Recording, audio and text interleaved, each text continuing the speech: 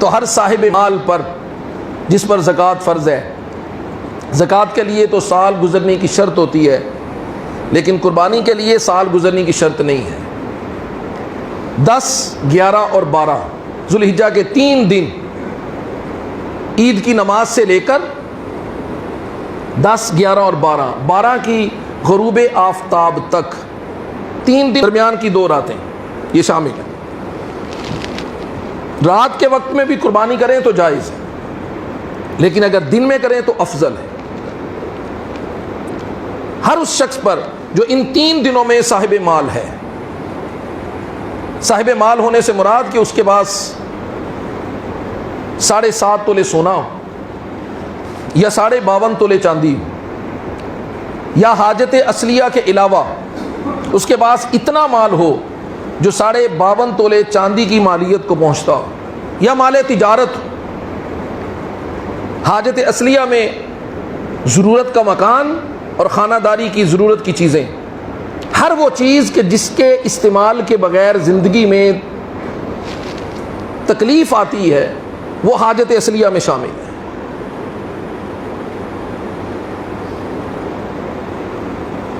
ہر اس شخص پر، وہ گھر کے جتنے بھی افراد ہوں، ان سب پر قربانی واجب ہے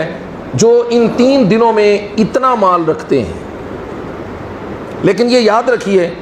کہ میں نے عرض کیا کہ حاجت اصلیہ کے علاوہ ضرورت اصلیہ مثال کے طور پر اگر ایک شخص ہے وہ ان 3 دنوں میں اتنے پیسے تو اپنے پاس رکھتا ہے،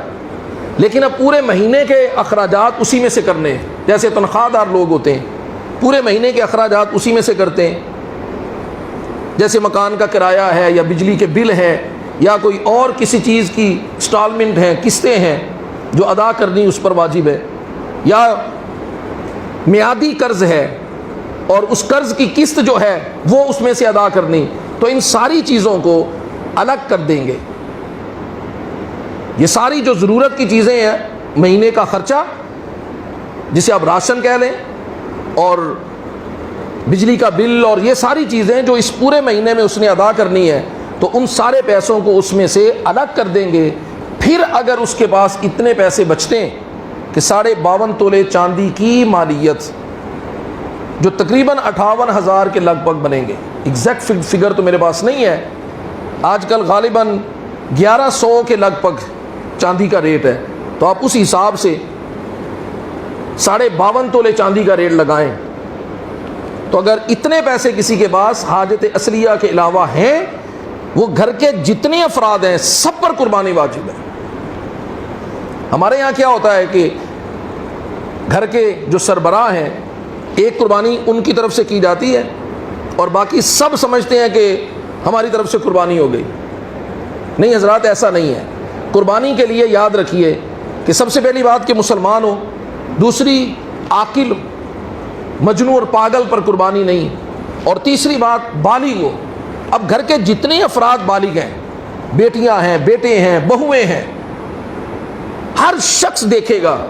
کیا اس کے پاس اتنا مال ہے، اور جس پر قربانی واجب ہے اسی کی طرف سے دینا ضروری ہے۔ بعض اوقات گھر کے کسی اور فرد پر، جیسے بہو ہے اس کے پاس اتنا سونا ہے، یا بیٹا ہے وہ الگ سے اپنے پاس اتنا مال رکھتا ہے، لیکن قربانی گھر کے سربراہ باپ کی طرف سے کی جاتی ہے، اور اس پر بعض اوقات قربانی نہیں بنتی کہ اس کے پاس الگ سے اتنا مال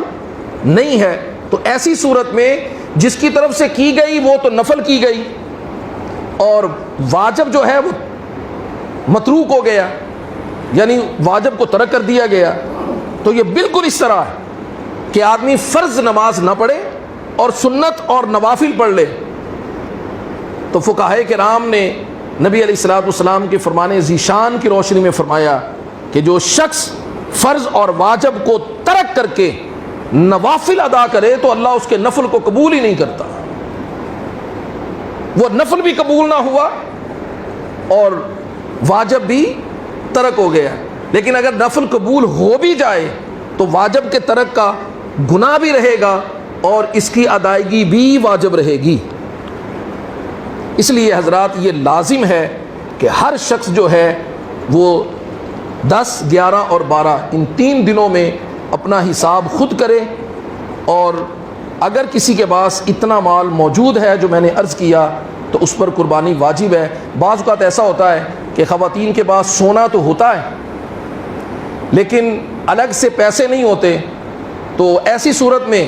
بندہ یہ سمجھتا ہے, یا کوئی ایسی اضافی چیز تو موجود ہوتی ہے لیکن وقتی طور پر وہ بکتی نہیں ہے, تو بندہ سمجھتا ہے کہ میرے پاس چونکہ پیسے نہیں ہیں لہٰذا ایسی صورت میں پھر وہ قربانی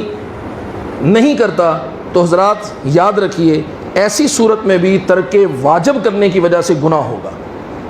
اگر وہ چیز نہ بکنے کی وجہ سے مال نہیں ہے تو کسی سے قرض لے کر ادا کرے گا, اور جب وہ چیز بکے گی تو اپنا قرض ادا کر دے. اور خواتین اگر